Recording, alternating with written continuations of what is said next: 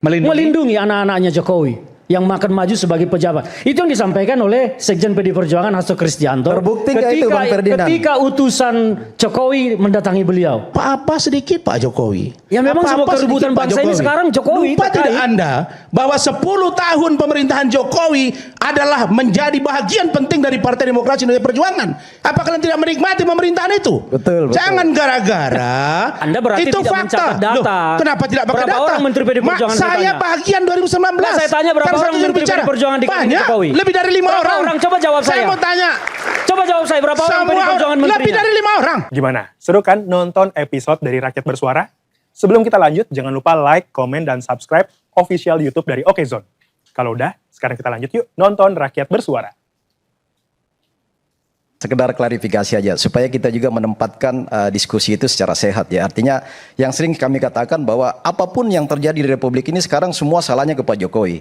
Pak Jokowi ditanya oleh wartawan mengatakan apakah Bapak setuju? Setuju aja kan gitu. Tapi ini seolah-olah menjadi skenario seolah-olah Pak Jokowi ini Pak David mestinya titik setuju dan saya minta itu kan okay. itu titik itu aja jangan ditambahi koma karena saya dulu tidak tanda tangan dan koma lagi itu. Bang Bonyamin kan nggak bisa juga membatasi Pak Jokowi berbicara kan. Oh iya beliau kan negarawan harus elegan di situ. Justru disitulah sebenarnya penekanan kepada publik bahwa Pak Jokowi ketika menjadi presiden di zaman itu ya itu memang tidak ada inisiatif awal untuk melakukan perubahan. Tidak ada inisiatif awal untuk melakukan perubahan. Tidak ada sama sekali. Dari Pak Jokowi justru mengirim utusan untuk bagaimana supaya perbincangan di DPR itu memutuskan undang-undang revisi itu menjadi sehat sebenarnya. Itulah tadi dasar surat pengutusan wakil pemerintah itu. Saya menarik. Dari mana Anda bisa mengatakan Pak Jokowi tidak pernah berpikiran untuk mengubah undang-undang KPK? Iya, karena inisiatifnya revisi undang-undang KPK itu datang dari hak inisiatif DPR RI. Kan itu. Karena proses pembuatan atau revisi undang-undang kita ini kan dua pihak yang harus kerjasama kan. Tetapi hak itu kalau pelanggaran itu by omission lahir dari DPR by omission ya. Tidak itu tidak Mas apa? Aiman. Dia diam saja kalau di dalam konteks tindakan itu by omission sebetulnya. Artinya, dia tetap bertanggung jawab. Tidak bertanggung jawab. Tetap bertanggung jawab. Tetap bertanggung jawab, oke. Atas lemahnya undang-undang KPK. Karena dia kan waktu itu primus inter pares ya. Orang nomor 1. Nggak perlu aja ngutus apa itu menteri nggak perlu diutus ya untuk membahas, biar aja perjalanannya itu menjadi cacat gitu kan. Nah, justru kalau nggak ngutus Bang justru cacat karena itu kan prosedural yang harus dilewati. Kalau cacat harus ada wakil maka pemerintah akan bisa digugat gitu di MK gitu loh. Jadi dia diamin aja, nggak perlu dia utus. Terserah kau lah itu inisiatifmu, saya nggak setuju. Oke. Ya, berarti kan Pak Sugeng jelas mengatakan itu bahwa Pak Jokowi memang berperanan gitu kan. Saya hanya menyatakan gini, ada undang-undang yang lain yang konteksnya itu kalau permukaannya itu inisiatif DPR, tapi kenyataannya saya tahu persis itu sebenarnya maunya pemerintah supaya cepat di endorse ke DPR. DPR seakan-akan ada undang-undang yang lain. Apakah undang-undang ini ya? Saya pernah dapat bocoran dari DPR bahwa mereka berani membahas itu dan cepat itu karena mengatakan sudah dapat lampu hijau dari istana, gitu loh. Saya lebih ini, Mas Aiman, saya lebih senang kalau kita diskusi malam ini bagaimana proses kedepannya KPK. Pasti itu pasti. Lebih bagus itu. Kita mulai dari menyalakan ini nggak konstruktif bagi bangsa ini. Itu bagi saya.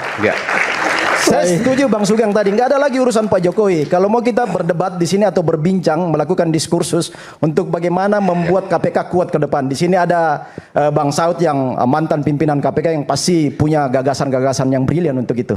Makasih. Tadi saya tanyakan karena dibilang cari muka harus diklarifikasi. Kan awalnya di situ. Silakan. Terima kasih Bang Aiman. Jadi begini, kita akan bicara ini mengurai sebuah peristiwa. Karena masyarakat kita juga di luar sana harus mengetahui kebenaran yang sejati. Masyarakat kita jangan disuguhi oleh retorika-retorika. Karena Aristoteles pernah berkata, orang bodoh yang retoris jauh lebih berbahaya daripada orang pintar yang diam. Jadi ini kalau kita mau melihat, ya, kalau kita mau melihat peristiwa, ini ada banyak puzzle yang harus kita satukan. Jangan seperti kawan kita ini selalu bicara pokoknya Jokowi tidak boleh salah dan tidak usah dibahas lagi, bukan siapa-siapa lagi. Enggak di situ konteksnya. Kita mau berbicara tentang sebuah alur peristiwa. Saya selesaikan. Tadi ada bicara saya tidak potong, ya. Tadi ada bicara saya tidak potong. Jangan pernah lupakan juga, Sekjen PDI Perjuangan Hasto Kristianto pernah melepas sebuah video pernyataan tentang proses revisi Undang-Undang KPK ini. Bahwa Hasto mengatakan di situ tentang inisiatif Jokowi, bahkan diskusi, bahkan mengatakan sampai disebut di situ menteri dan mendatangi dan minyak pelumasnya. Tertulis, terbicara bahkan sampai 3 juta US dollar. Itu sebuah bagian dari puzzle. Tapi apakah itu kebenaran yang terbuka di depan publik? Publik harus mencari tahu lebih dalam. Sebentar, pelan-pelan. Gimana? Hasto pernah melepas sebuah video menjelang beliau dikriminalisasi. Ya, pernah melepas satu video pernyataan tentang proses Undang-Undang KPK ini direvisi. Di situ Pak Hasto menyampaikan sebuah peristiwa yang pernah terjadi. Utusan istana datang menemui beliau. Bagaimana ini supaya proses cepat. Dan Hasto menyampaikan di situ ya bahwa ini tujuannya untuk apa? Untuk melindungi pencalonan putra-putra beliau kemudian menjadi pejabat publik. Itu yang disampaikan oleh Sekjen Hasto. Bentar. Ini bagian dari puzzle. Bentar. Jadi waktu itu revisi undang-undang KPK untuk pencalonan anak-anaknya Pak Jokowi. Untuk melindungi. Ketika utusan Jokowi mendatangi beliau, menteri. Ya maksud saya ini kan kita mau mengurai puzzle. Yang kedua, jangan selalu berlindung di balik kata Jokowi tidak menandatangani inisiatif DPR. Kalau contohnya, kalau memang Jokowi bukan seorang pengecut, kalaupun inisiatif DPR, harusnya ketika usulan itu datang ke meja istana, Presiden langsung berkirim surat, kami pemerintah eksekutif menolak revisi ini. Bukan menulis surat seperti yang tadi, mengirim utusan ke DPR untuk membahas. Konstitusi kita, Undang-Undang Dasar 1945 pasal 20 mengatur itu, bahwa ini adalah keputusan kesepakatan bersama, pasal 20 ayat 2. Itu bersama, artinya ketika utusan pemerintah di sana ada, Jokowi sebagai presiden sudah bersetuju itu direvisi. Soal kemudian Pak Jokowi tidak menandatangani hasil revisinya, tetapi pada paripurna telah diketok palu dengan kalimat sepakat bersama-sama melakukan revisi. Jadi pemerintah di sini dalam hal ini Jokowi jangan cuci tangan, jangan buang badan bahwa seolah-olah dia tidak tahu menahu ini bukan urusan dia tidak terlibat, ini DPR. Itu sebuah kemunafikan politik. Sudahlah, cukuplah munafik 10 tahun kemarin, sekarang jangan lagi kan begitu. Saya itu yang harus dijelaskan. Jadi sebentar Bung Rasman, nanti ada dapat giliran. Ini berat dalam urusan Pak Jokowi. Sebentar, Anda jangan panas dulu nanti. Silakan. Sedikit aja. Memang perlu diklarifikasi. Tadi dibilang nanti perlu klarifikasi. Saya harus sangat perlu. Iya, makanya saya ingin tambahkan, memberikan kesempatan untuk klarifikasi karena tadi sebutkan begitu sengit apa yang disampaikan. Sedikit saja. Saya mau katakan bahwa tuduhan bahwa terjadi kriminalisasi terhadap Hasto Kristianto adalah tidak benar. Itu menurut fakta. Anda, menurut saya kan di persidangan. Kriminalisasi. Di persidangan apa? Mana ada fakta mengatakan kriminalisasi? Sampai sekarang itu yang kedua, ini menjadi kisruh dan ribut karena seksi ada disebut Pak Jokowi di situ.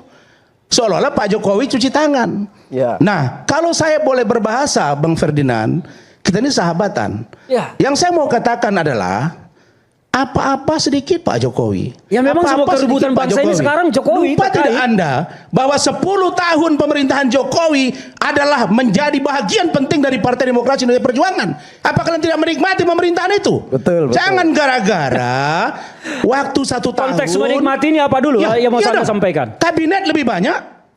Kader partai lebih banyak. Anda berarti itu tidak mencatat data. Loh, kenapa tidak pakai data? Berapa orang Menteri PDI Perjuangan saya bagian 2019. Nah, saya tanya berapa orang Menteri PDI Perjuangan di Jokowi? Lebih dari 5 orang. Coba jawab saya. Saya mau tanya. Coba jawab saya berapa orang PDI Perjuangan menterinya? Lebih dari 5 orang. Lebih dari 5 orang itu aja Anda sudah ngawur. Kenapa tidak? Ngawur lah salah. Lihat kabinet pertama berapa orang, kabinet kedua berapa orang. Bahkan Ibu Megawati ketika PDIP melakukan kongres di Bali, dia mengatakan ini ada presiden kita, Joko Widodo. Ya memang presiden kalau kita. Hanya anggota kabinet 5 orang,